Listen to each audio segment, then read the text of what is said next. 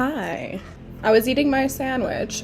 I made a previous joke because I opened one of the kids' lunches and she had an Uncrustable and she ate everything except the crust part of the sandwich, and I had to laugh. I even had to take a picture because it was so funny. And then I'm eating my egg sandwich and I am indeed a part of the problem. Also, I'm realizing this is turned around, so let's get that. I'm trying to make sure none of my family is in this. But this is such a cute little background. So I was just having my sandwich and I just got the need once again to pop on. I just felt it. I'm having an amazing, oh, I got a meme. Hold on, let me see if I laugh about it. I was having my egg sandwich and I just wanted to pop on because I am just like unbelievably full of gratefulness and love. And before we even begin, I'm going to show you guys a little something that I do. I've been trying to find ways to incorporate what I've learned and what I do into parts of the school system tastefully and like lovingly. And it's really brought out a lot of different practices that I haven't really done in a while. So here's one of them. I didn't do this with the kids at school, so nobody freak out. This isn't woo-woo either. It's just love. So if you got your drink, especially your morning drink is always the best time, or like right before bed, but you can do it anytime during the day, of course. You got your drink, and right now, if you got one, if you got a tea or whatever, just thinking to yourself, taking a deep breath in through your nose, out through your mouth, in through your nose, and out through your mouth. You can do it with me if you have no drink. In through your nose, out through your mouth, feeling your cup. In through your nose, out your mouth, listening to any sounds that it might make, if it's glassy, if it's plastic, but just noticing where it is and what it is, what the liquid is. And then you're going to set an intent. And I will say my intent out loud because I am a big believer in saying your dreams out loud and they will be true. And right now I'm wishing for health and happiness to everybody that I love in this world, which is everybody, you included. And I really, really want this business to thrive. I really want to be able to share what I love in a space that I can cultivate everything true to myself and really give back to the world. It's a big ask, what I'm asking. So we're setting that intent in the water, looking at the water, and we're drinking that intent into us as a gift of receiving imagery from the Most High and allowing it to be in the cup and then giving back to us. And my drink is delicious, so one moment.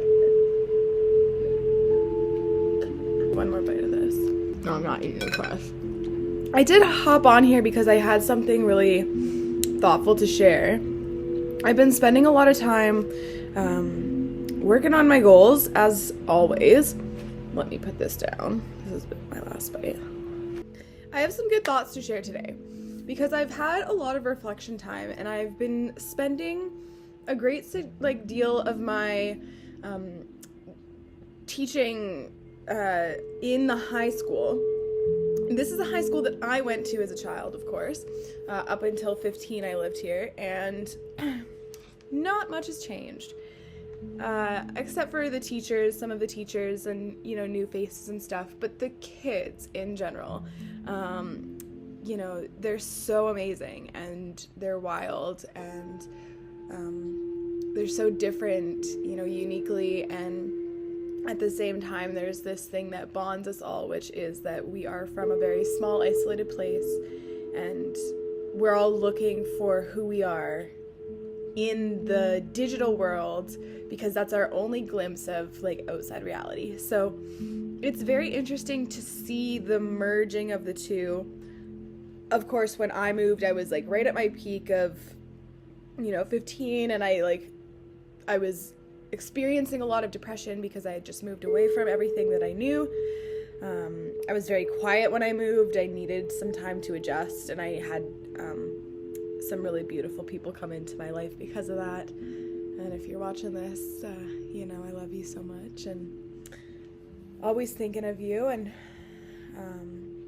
you know, from that, I was able to really just blossom into who I was. And so it's always chalked up to the experiences. And what I wanted to bring to light today is something that is a very intense topic, which is the use of technology and the digital part of adolescence, because right now they know it, like they've grown up with it, it's been a part of their life, and I got to spend the first part of my life up until about 13. That's when like Snapchat and Instagram was created, and that took my life obviously in a direction, and I spoke about it before in my videos, living in the matrix is one, having some self-compassion, things like that, where I talk about how it really rolled into me forgetting completely who I was in the reality that I stood in, and followed this path of artificial understanding about myself. And today I'm so happy to like wear my tie-dye and, you know, be at the horse barns and you know, just like being with my family, and I can't even explain fullest expression without like bringing up tears and like bringing up serious emotion. Like when I get to hug the people in my family and, you know, the kids telling me that they love me, like, oh, my heart, like it just gets me so good. Like I'm so lucky, I'm so blessed. And there was just the times that I had to spend away and literally clawing my way back to what I needed, which was obviously my home on the earth. But coming back and seeing that the kids that are growing up in my area are experiencing this much closer to home. We don't have a lot of doctors. We don't have a lot of mental health professionals up here that really are tailored to handling this. And the people that come in and out of this town, like teachers and professionals, they don't always want to live here. And it's rural and it's isolated and there's bears and you gotta, you know, hunt for your food and you know, pick your berries and stuff, because things cost, you know, a lot of money up here. It's not for everyone. And so this is a very like kind of specific video to the families that experience this you know, living environment, which is so sacred and needs to be protected. And that is why I'm so passionate about this, because everything I ever do chalks down to we need to take care of this planet because this planet takes care of us. And I've been saying it since I was a child. I've been trying to start clubs. I tried to start a riot. I made everybody sign my petition when I was in elementary school.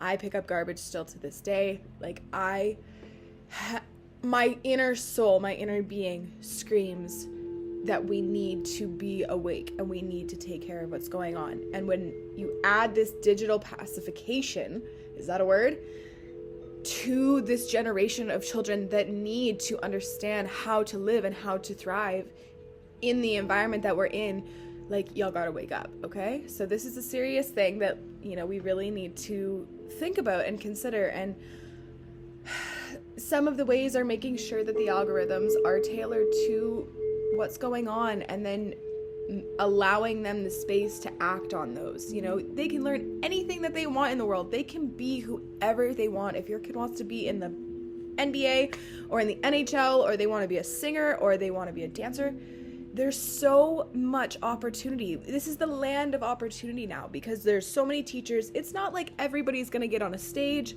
Not everybody's going to, you know, be in the top 1%. But man, isn't it cool that we have the freedom and the ability to do whatever we want in this world regardless, you know, in a safe and kind environment? So it's very important to just generate this conversation. I'm not here to solve anything. I'm just here to shed some light and just share, I guess, is how I feel. I wanted to roll into, again, like, just the things that we're feeding into our minds. There's a lot of artificial going in, right? We're aware of this. It freaks us out. We're living it. We're currently living in this apocalyptic time, and it's a lot for us, of course. But we're not dead yet. Like, we're still there. So the food and nutrition is your life. Whatever you put into your body, that is what you're made of. That is what you're giving to other people. So from my perspective and in my reality, I live in a mining town. It's not my favorite part of what we are. Obviously, I'm a green person. I don't believe in the mining industry. I think it's horrific, and I think it's corrupt, and they're raping our land and taking our trees, and it's so hard. And I know there's land, reclamation, and my sister always is the one to hug me and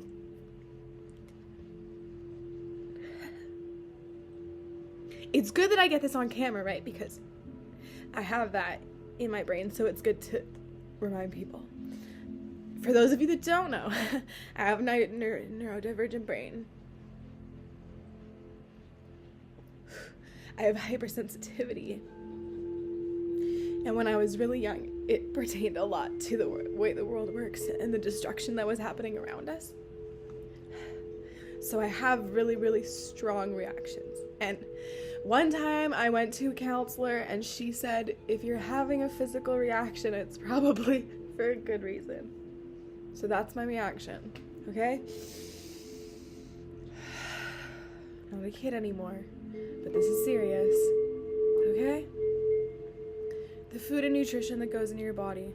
We need to remember that we don't want to look and feel lesser than we are, right?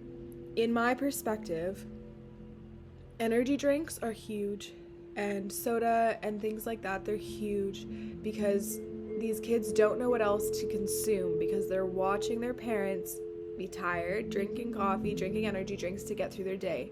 That is not appropriate. I'm literally telling you, I don't care if you get offended, it's inappropriate to be drinking that kind of stuff. It's like battery acid, it's gasoline, it's horrible.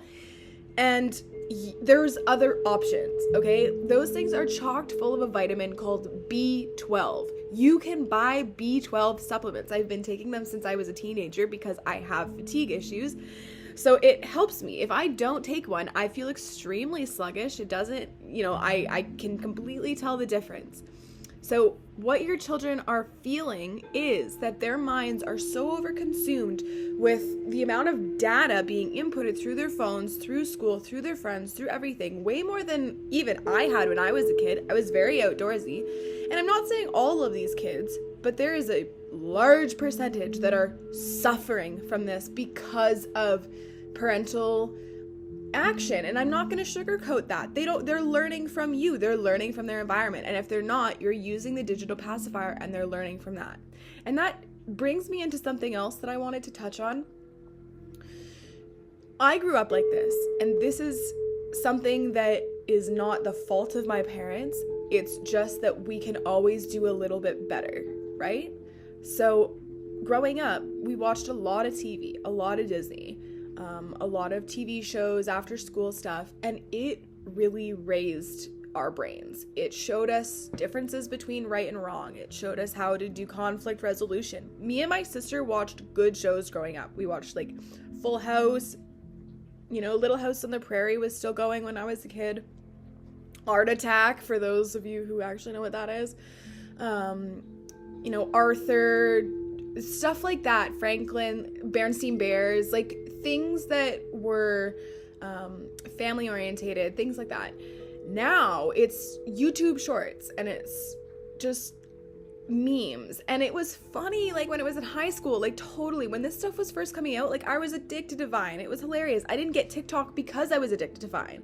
But it's not funny anymore. Like, it's seriously terrifying. And these kids are actually suffering from this. Like, this is a huge, huge issue in our society and in our world. And I genuinely am calling, like, a literal public service announcement that we need to seriously wake up and make sure that our kids are watching something appropriate, because their minds are being so corrupt and it's going to have dire consequences nobody is prepared for. I don't know what's going to happen. I only know a fraction of what's going to happen.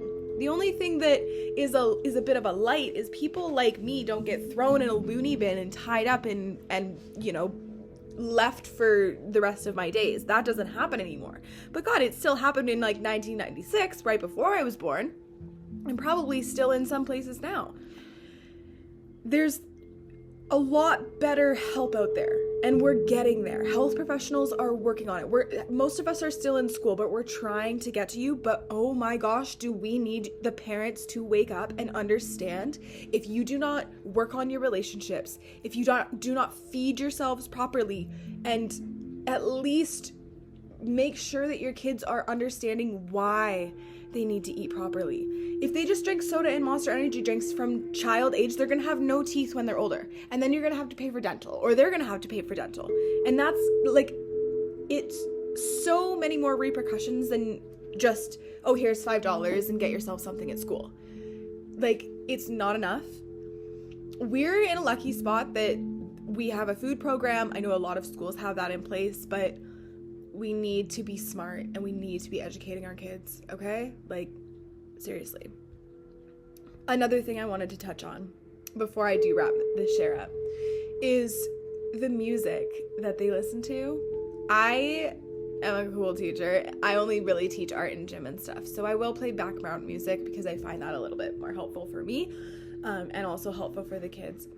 And I take requests every once in a while, and it dawns on me, like, the age group and how old their parents are. Doesn't matter what these kids look like, what group they're from. All of these kids love Metallica. They all request Metallica. And they love Nirvana. And they love Pearl Jam. And what's another one that they loved? Well, they always love AC/DC, of course. But, like, Metallica is huge. And, like, Arctic Monkeys. And just stuff that is in the neighborhood, like, oh my gosh, like, it's so cool to be that age and like that person. I was even showing one of my kids the TV show Victorious, and then because she had seen Sam and Cat, so I was like, oh, this is where Cat Valentine originated. And then I showed them Sweet Life of Zack and Cody, and Victoria Justice ended up being on that episode, and I'm like, oh, look, that's Tori, and blowing minds. And it's like, I'm that person now. Like, what a cool thing. So remembering that, you know, there is so many beautiful aspects to this, but it's the content, right?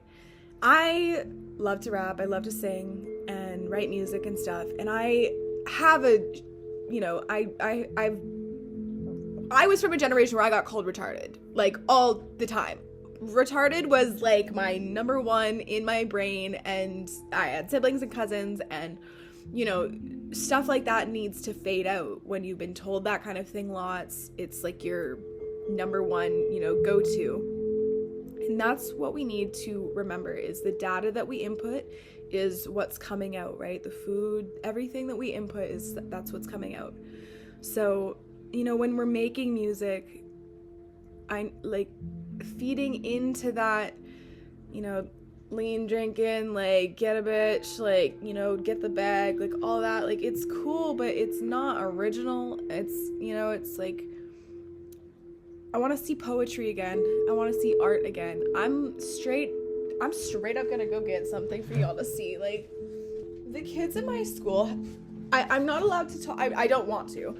It's not appropriate for me to talk about you know, things in my past, although there is things that I disclose in order for them and I to have a better connection. My life has been very rated R, and I would never even want to expose them this early to where I've been. Sorry. I'm working through it.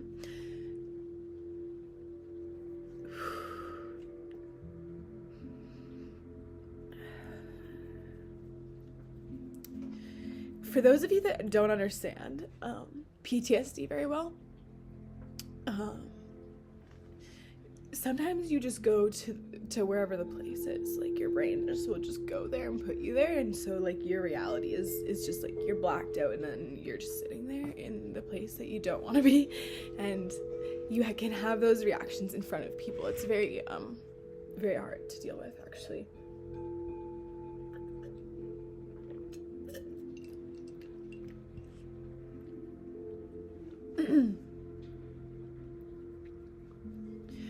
Even on the days that I don't want to go to school, which is so fun to say, I go because they go, because they are forced to go, and I straight up get out of bed because I'm like, if they can do it, I can do it.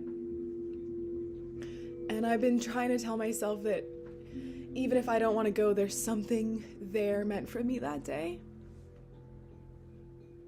Every single day has been like that. These kids are straight up healing my heart. Wow. Ew. Sorry.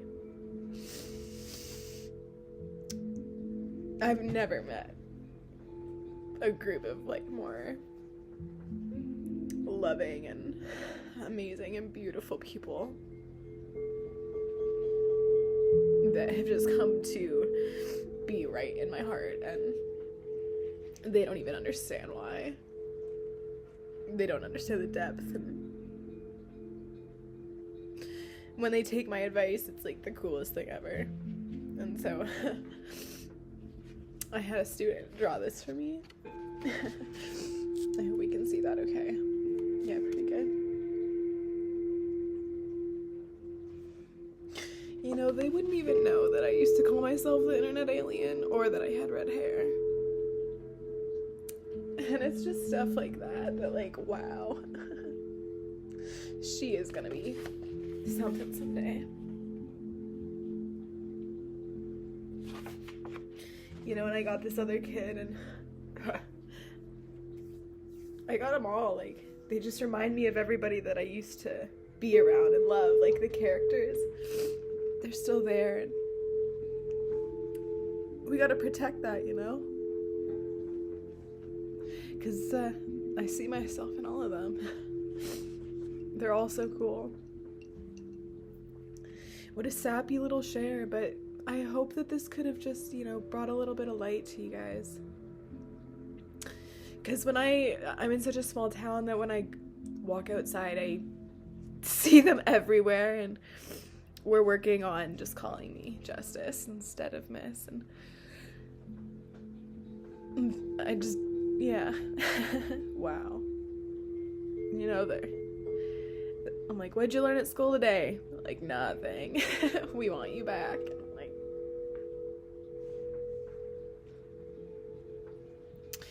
the one that I'm teaching them lately, because this is just me, is, you know, put two fingers together, everybody. Put one going forward, the other one going backwards. This is a brain exercise for trauma patients or people who have had brain injuries. It helps to strengthen and rewire. And if you get good that way, you can go the other way. So doing this promotes brain activation and allows new points to open up in the brain, and then builds those muscles. I've talked about this before, but I need to drill it into your mind. We have muscles, we have areas all in our brain, the same as we do outside on our body, where we got this muscle and this muscle, this muscle, this muscle, this muscle, this muscle, this muscle, this muscle. It's all the same in our brain. And if we can do things like this, now I can't do it because I'm not focusing, but if we do that, and if we feed ourselves properly and drink properly and wear clothing that makes us feel bright and loving and like our truest self, and, you know, splash water on our face and, you know, get messy every once in a while, all those bad things become this big, you know? I tell my kids that too. If you've been told that you're a bag of crap a million times, it's gonna take 1,000,001 times to believe that you are the most amazing thing in the world.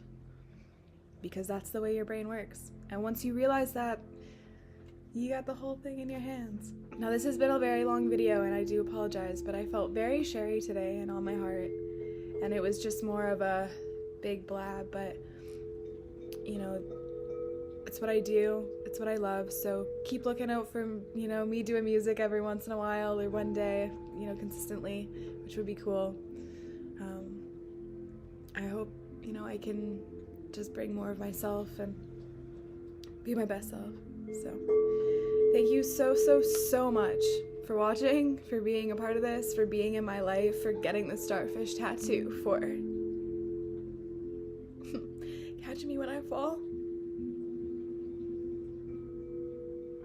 talking to me when I needed a friend, pulling me out of the gutter, letting me eat with you,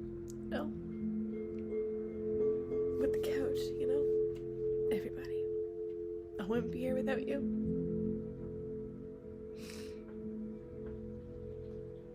Shout out my mom and dad, my baby sister, and my brother. I love you all so much. Have a good day, everybody. Take so much care. See you next time.